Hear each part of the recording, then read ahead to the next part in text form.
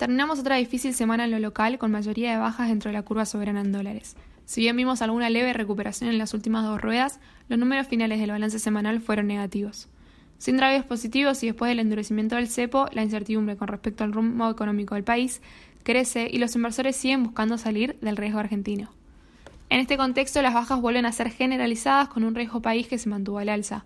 El índice, hoy en los 1.330 puntos, aumentó 72 unidades con respecto al viernes anterior y acumuló una alza de más de 211 unidades desde que se anunciaron las nuevas restricciones cambiarias. Los bonos soberanos en dólares cerraron con importantes correcciones de hasta un 5 y 6% en la semana. Aún con la leve recuperación que vimos este jueves y en parte este viernes, los bonos acumulan bajas de entre un 15 y 20% desde que empezaron a cotizar en el mercado después del canje. Hoy tenemos una curva invertida con rendimientos que van desde el 15% hasta un 13%. En este contexto estamos hablando de un mercado de bonos que ya está lejos de los niveles del 11,5 y 12% que se estaba acomodando en la salida del canje. Y hablamos de paridades que están nuevamente en la zona de los 41-44 puntos en promedio. Hacia adelante se necesitan señales que permitan proyectar un escenario despejado más allá del muy corto plazo y en este sentido no se vislumbra que puedan ser muchos los catalizadores posibles. Entre lo más concreto se podría pensar en avances en un acuerdo con el FMI, para lo cual ya se anunció una misión técnica del organismo programada para el próximo mes. Por su parte, los bonos en pesos sufrieron principalmente la parte larga de la curva SER con bajas de hasta un 5 y 7% para el PARP y el QUAP. La curva de pesos sigue manteniéndose atractivo, al menos mientras el gobierno logre exitosas renovaciones en las siguientes licitaciones agendadas.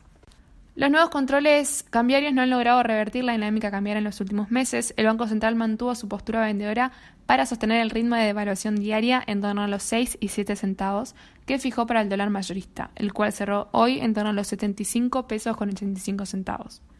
En concreto, la autoridad monetaria intervino con ventas de divisas en 6 de las últimas 8 ruedas posteriores a las nuevas medidas, a un ritmo promedio diario de aproximadamente 40 millones de dólares.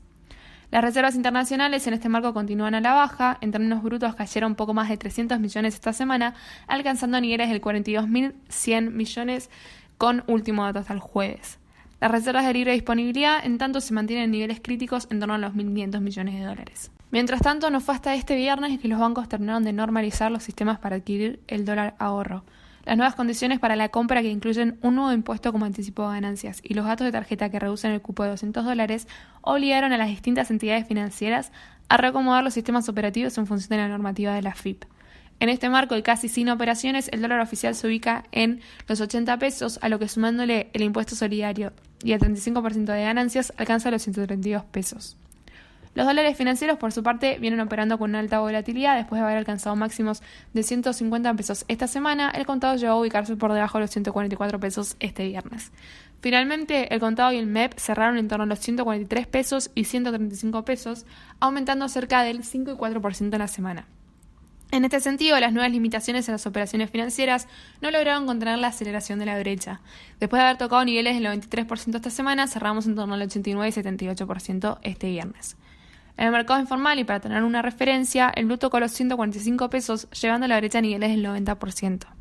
El pesimismo de los inversores se fue extendiendo y profundizando con las nuevas medidas, lo que se ve reflejado en el valor de las acciones locales y la reducción en los volúmenes operados.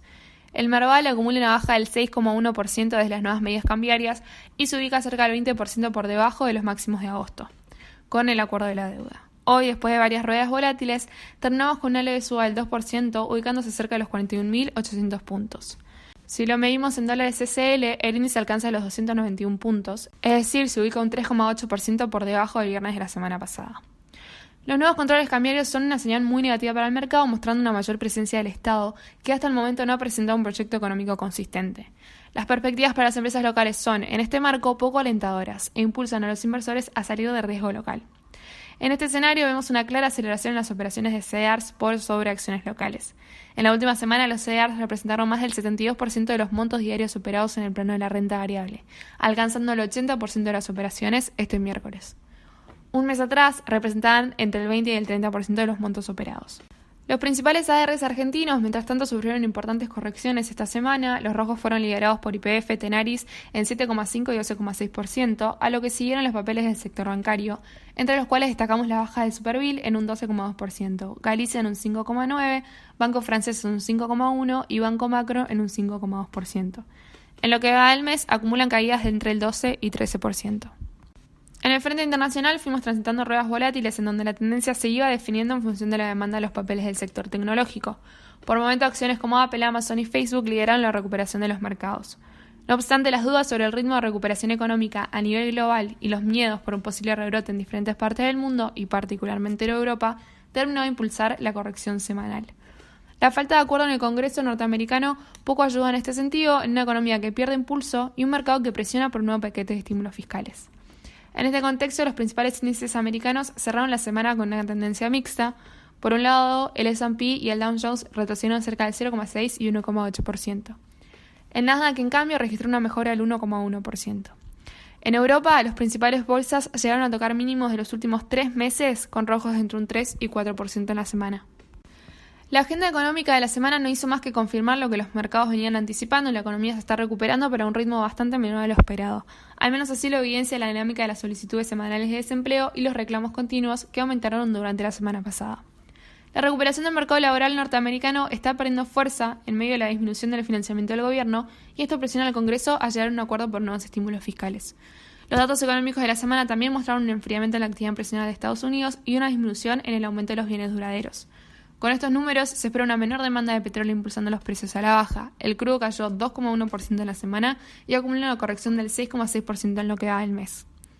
En este marco, la corrección de los mercados de renta variable presionó sobre los rendimientos, que retrocedieron entre 4 y 7 puntos básicos desde el viernes, con la tasa de los bonos del Tesoro americano en torno al 0,65% anual. Si miramos las monedas, el dólar se fortaleció y el índice que mide el dólar con respecto a otras canastas cotiza en torno a los 94,6 puntos, acumulando una suba semanal del 1,8% y alcanzando máximos de los últimos 2 meses.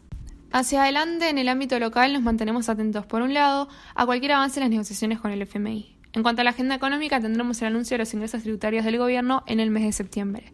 Además, estaremos pendientes a la publicación de la balanza de cuenta corriente del segundo trimestre.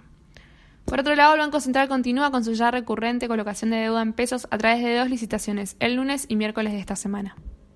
Más allá de los datos que se publiquen y las licitaciones que puedan colocar exitosamente el Banco Central, los mercados permanecen atentos al nivel de reservas del ente y su intervención en el mercado cambiario. En este sentido, el nivel de los depósitos en dólares empieza a convertirse en una variable clave a monitorear y así poder anticipar las acciones tanto del Banco Central como del Gobierno Nacional. En el plano internacional, nos mantenemos atentos por un lado a qué ocurre con los estímulos fiscales por parte del gobierno de los Estados Unidos. Por el otro, observamos de cerca el número de subsidios por desempleo demandados semanalmente. Estas variables, sumadas al miedo ante el posible rebrote del COVID, tanto en Europa como en Estados Unidos, serán determinantes para los inversores y sus perspectivas respecto al sendero de recuperación económica.